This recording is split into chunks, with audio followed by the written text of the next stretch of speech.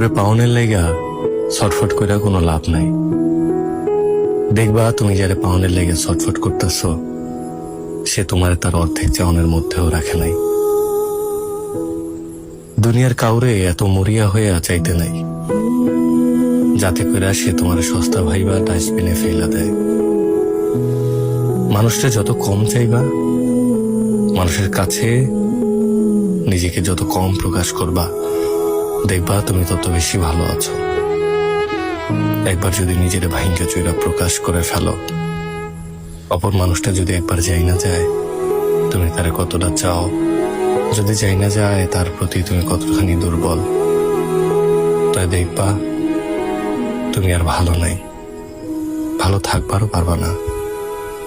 কঠিন হইলেও এইটাই সত্য, ভালোবাসা যত কম প্রকাশ করা যায় ততই স্বচ্ছ